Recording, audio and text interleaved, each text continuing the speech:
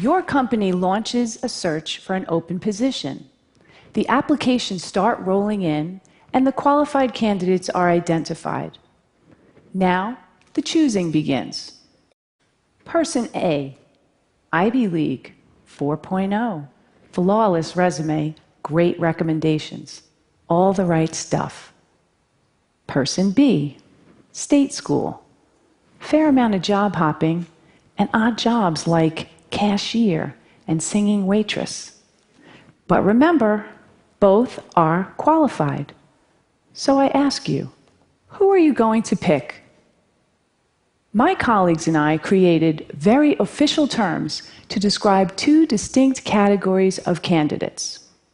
We call A the silver spoon, the one who clearly had advantages and was destined for success. And we call B the scrapper, the one who had to fight against tremendous odds to get to the same point. You just heard a human resources director refer to people as silver spoons and scrappers, which is not exactly politically correct and sounds a bit judgmental. But before my human resources certification gets revoked, let me explain. A resume tells a story, and over the years, I've learned something about people whose experiences read like a patchwork quilt that makes me stop and fully consider them before tossing their resumes away.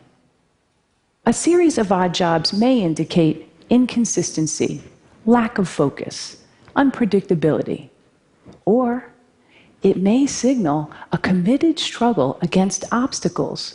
At the very least, the scrapper deserves an interview. To be clear, I don't hold anything against the silver spoon. Getting into and graduating from an elite university take a lot of hard work and sacrifice.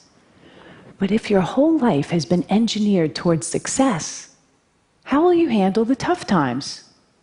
One person I hired felt that because he attended an elite university, there were certain assignments that were beneath him, like temporarily doing manual labor to better understand an operation. Eventually, he quit. But on the flip side, what happens when your whole life is destined for failure and you actually succeed? I want to urge you to interview the scrapper. I know a lot about this because I am a scrapper. Before I was born, my father was diagnosed with paranoid schizophrenia, and he couldn't hold a job in spite of his brilliance. Our lives were one part cuckoo's nest, one part awakenings, and one part a beautiful mind. I'm the fourth of 5 children raised by a single mother in a rough neighborhood in Brooklyn, New York.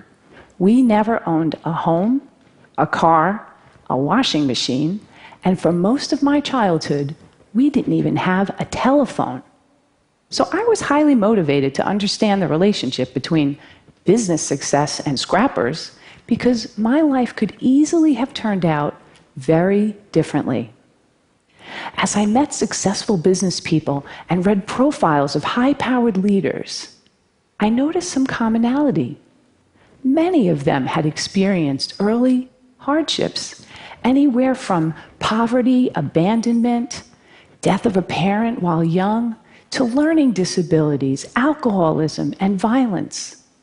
The conventional thinking has been that trauma leads to distress, and there's been a lot of focus on the resulting dysfunction. But during studies of dysfunction, data revealed an unexpected insight that even the worst circumstances can result in growth and transformation. A remarkable and counterintuitive phenomenon has been discovered, which scientists call post-traumatic growth. In one study designed to measure the effects of adversity on children at risk, among a subset of 698 children who experienced the most severe and extreme conditions, fully 1/3 grew up to lead healthy, successful, and productive lives. In spite of everything and against tremendous odds, They succeeded. 1/3. Take this resume. This guy's parents give him up for adoption. He never finishes college. He job hops quite a bit, goes on a sojourn to India for a year, and to top it off, he has dyslexia. Would you hire this guy?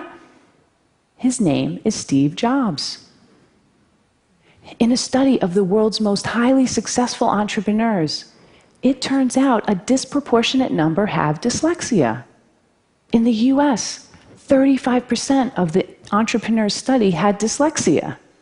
What's remarkable, among those entrepreneurs who experience post-traumatic growth, they now view their learning disability as a desirable difficulty, which provided them an advantage because they became better listeners and paid greater attention to detail. They don't think they are who they are in spite of adversity. They know they are who they are because of adversity. They embrace their trauma and hardships as key elements of who they've become and know that without those experiences, they might not have developed the muscle and grit required to become successful. One of my colleagues had his life completely upended as a result of the Chinese Cultural Revolution in 1966. At age 13, his parents were relocated to the countryside. The schools were closed, and he was left alone in Beijing to fend for himself until 16, when he got a job in a clothing factory. But instead of accepting his fate, he made a resolution that he would continue his formal education. 11 years later, when the political landscape changed, he heard about a highly selective university admissions test. He had 3 months to learn the entire curriculum of middle and high school. So, every day, he came home from the factory, took a nap, studied until 4 a.m., went back to work, and repeated this cycle every day for 3 months. He did it. He succeeded. His commitment to his education was unwavering, and he never lost hope. Today, he holds a master's degree, and his daughters each have degrees from Cornell and Harvard. Scrappers are propelled by the belief that the only person you have full control over is yourself.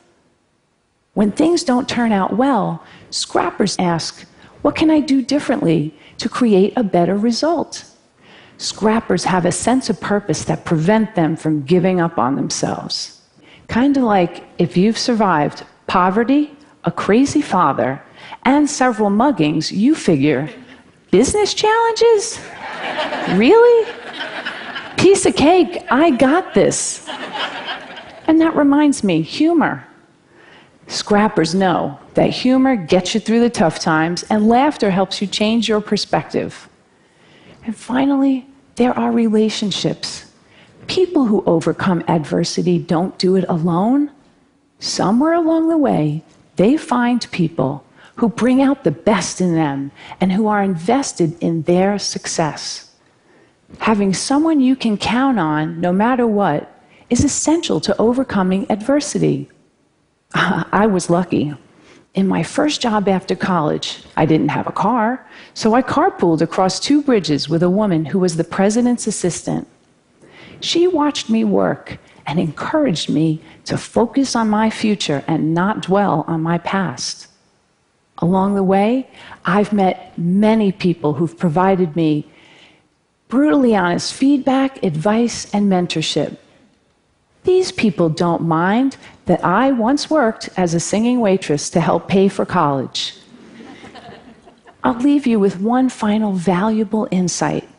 Companies that are committed to diversity and inclusive practices tend to support scrappers and outperform their peers.